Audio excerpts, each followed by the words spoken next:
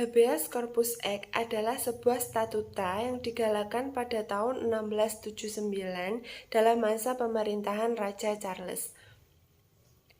Statuta tersebut diterima dan diamandemenkan oleh parlemen yang mengizinkan dalam kasus tertentu seseorang untuk mempertahankan kedudukannya ketika akan dihukum penjara. Di dalam sebuah sidang yang mewajibkan orang tersebut untuk hadir dalam keadaan seutuhnya dalam waktu yang telah ditentukan, dan tentu dengan sebab penahanan yang jelas agar keputusan dapat diangkat dan diambil. Oleh karena itu, hal ini berarti tidak ada alasan untuk ketidakhadiran seseorang tersebut atau hukuman pemenjaraan tanpa alasan dapat dijatuhkan tanpa dispensasi dan sidang selanjutnya. Habeas Corpus Act dijadikan sebagai hukum dasar dalam konstitusi federal dan negara bagian untuk jaminan kebebasan dan hak seorang yang dihadapkan oleh hukum. Habeas Corpus Act merupakan istilah dari bahasa Latin yang berarti engkau dapat memiliki orang tersebut. Latar belakang Habeas Corpus Act tentunya rasa benci, dendam, dan ingin melakukan pembalasan terhadap Raja Inggris yang semena-mena pernah timbul di hati para pesakitan.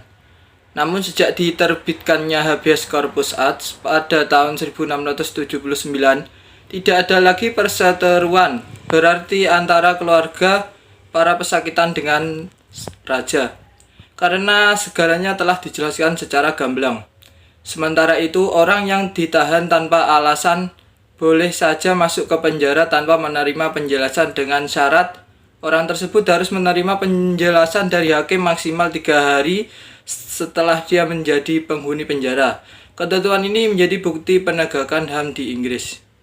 Deklarasi Universal HAM atau Universal Declaration of Human Rights merupakan sebuah pernyataan bersifat anjuran yang diadopsi serta disahkan oleh Majelis Umum PBB pada tanggal 10 Desember 1948 melalui Resolusi 217A ayat 3. Tujuan dari PBB menyusun dan mengeluarkan deklarasi HAM ini adalah untuk melindungi setiap individu di seluruh negara atas hak asasi manusianya. Pernyataan yang terkandung dalam Deklarasi Universal HAM ini berisi 30 pasal.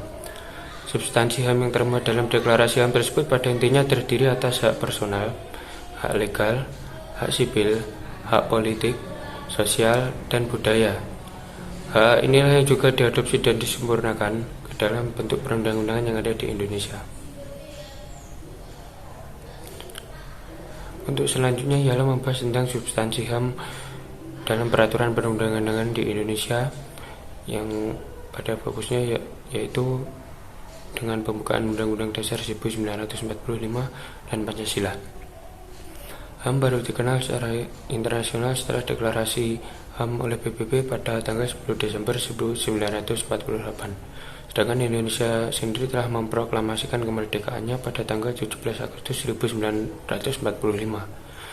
Meskipun sudah diproklamasikan kemerdekaannya jauh-jauh hari, namun demikian para petinggi negara dan bangsa ini sadar betul akan hakikat HAM tersebut, sehingga ketika menyiapkan naskah piagam untuk kemerdekaan Indonesia dengan tegas pada alinea pertama, naskah tersebut menyatakan sebagai berikut, bahwa sesungguhnya kemerdekaan itu ialah hak segala bangsa, dan oleh sebab itu maka penjajahan di atas dunia harus dihapuskan karena tidak sesuai dengan peri kemanusiaan dan peri keadilan, yang mana pada rumusan piagam Jakarta inilah dengan beberapa perubahan dijadikan pembukaan Undang-Undang Dasar 1945 sampai sekarang.